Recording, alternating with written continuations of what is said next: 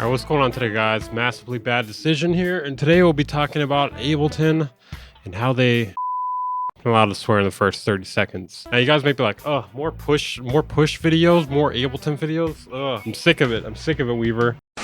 Okay, for a while now, I've seen a lot of people talk about how Ableton 11.3.2 was a really bad update. They included an update where it automatically warps files. It'll automatically warp it to the right BPM. Now, this is actually a really good thing they added because it can detect the BPM of whatever sample or drum loop, etc. that you put into it, but it has caused some issues, some big issues. And I believe the reason why they pushed this update out was because of the Ableton push 26 or whatever it is. Ableton 11.3.3 worst update. Am I the only one who can see drastic drop in performance? 24 cores and a simple 35 channel project. First off, that's not simple, but I'm on this guy's side, all right? It pops CPU at 60 to 70. Dragging and dropping audio takes ages, constantly not responding after freezing. Do I need to buy a quantum computer for it to work? You might. Now, it's believed that the reasoning for this lag is due to the added feature where it automatically warps audio to the correct BPM. And I believe they had to introduce this feature in order for the Ableton Push 3 to function well. So they basically needed this feature to be pushed out in order for them to put out the Ableton Push 3. I mean, since it's causing so much issues and they didn't really plan for it or know about it. Now, I know it's not abnormal for software or hardware to have bugs, but the bugs with the 11.3 and the push have been abnormally huge. You'll see what I mean here momentarily. It's pretty hard to explain how they missed this. It really adds credibility to the fact that they pushed the push 3 out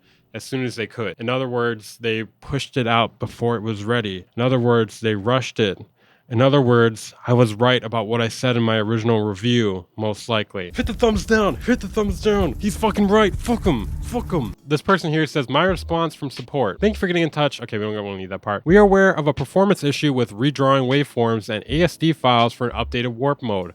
Reanalysis of audio files after updating live to version 11.3.2. We discovered late that long sample, so they discovered it late. They didn't realize originally when they put it out. But so if anyone's wondering how to fix that, supposedly the beta will fix it, but beware because it's a beta, so there may be other issues within it. Now, it's definitely interesting that they know about this problem. They're not telling people about this problem. Now, obviously, they're telling people about it to ask via customer support, but that's because they literally don't have a choice at that point. It's because they know they fucked up. They know they fucked up by getting this ready as soon as they could in order to put out the push 3 as soon as they could. What they should do is tell people like, hey, this version is a little bit buggy. It's causing lag for people with loading wave files, having to rewarp it and whatnot. That's what they should be doing, is telling people about that. That would be the right thing to do. Through an email or something of the sort. Carrier pigeon, whatever. Yeah, it's been a bit of a disaster. Apparently it's because every project needs to redraw every audio waveform and it's causing massive latency. Now, support is suggesting that users just leave their project open a while so it can do its thing.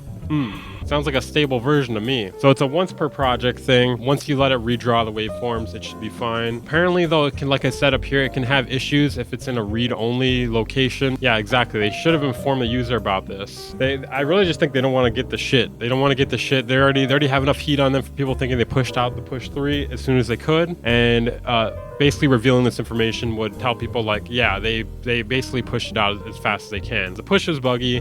The version of Ableton that came out with it was buggy as well too. The new feature they added to it had some issues. So yeah, they fucked up. I'm on version 11.2.5. For me, it's stable. Good for you, man.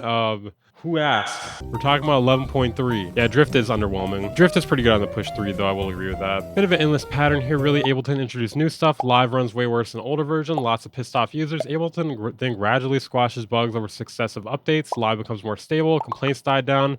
Ableton then introduced new stuff again. I haven't really experienced that too much with other versions. I haven't experienced that at all, to be honest. I don't know. Maybe it's just because I have a beast computer or I make very small projects. Okay, wait, scratch that. I've been mastering this video game soundtrack all in a single project file lately, and yeah, I'm getting hit with the lag now. That's it, I'm going to Ableton's front office. This is great. I played a DJ set a few weeks ago and the session view samples took ages to trigger. It really fucked up my set.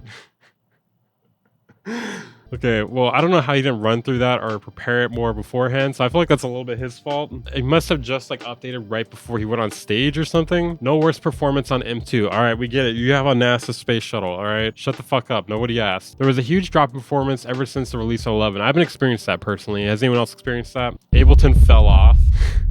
Well, I don't know if I'd say they fell off. Imagine if I make the title that Ableton fell off. So everyone with the M1 or M2 seems to be fine. Okay, never mind. I found this tweet while editing. It's settled. No setup is safe. First time you went around for Live 8, that was really a mess. You see, I don't remember that. I don't remember that issue. Oh my God. My projects usually have around 140 to 200 tracks. Wow. A lot of people saying it's unstable. So it's using 40% in Ableton while 3% in Reaper. That's just not sustainable. Okay, that sounds really bad, but I don't understand how you would make this comparison unless you replicate the exact same project file in both DAWs, which is possible that he did, but I have no other information. I just thought this was interesting. Once it finishes organizing the library, which it has to do for every song that hasn't been loaded in the new update. Faster, easier to find everything, structured much better. I felt the same way as you initially also. Yeah, if you're running Windows 11, go back to 10. I mean, dude, you want us to go back to Windows 10 to make Ableton 11.3 run better? I mean, that seems insane. You always want your DOS software to be more current than the operating system. Okay, I think this guy's trolling. This guy's... For those of you saying you're going to stay on the 0.2 version, I feel bad. You're going to miss out on all the work they've done to make your life so much easier making music. This guy's insane. I mean, at least I think this guy's insane. Maybe I'm just wrong. That doesn't explain why I want to open a fresh set, load one single drum rack, it will still have CPU overload leading to audio clipping issues. Mine's unusable on a 32 gigabyte RAM, 1 terabyte Mac. As you can see, a lot of people with complaints here. A lot of people with complaints. So I did not just make this up, okay? There's a real issue here. I've seen it a bunch on Twitter. I can probably go find it on Twitter too. Let's see. So some people are not having issues, it seems like, but I also do think they pushed it out for the push's sake. Okay, yes, I experienced serious lag on projects made on older versions on the UI, but not on the audio though. I heard it's because of the new warping algorithm. So there's other people experiencing it also. They have actual footage of it. Ableton, you have some explaining to do. So my computer has automatically updated itself to the new version, and now when I try to freeze a track, 69. Yeah, you got some explaining to do. Why is this specifically freezing at 69?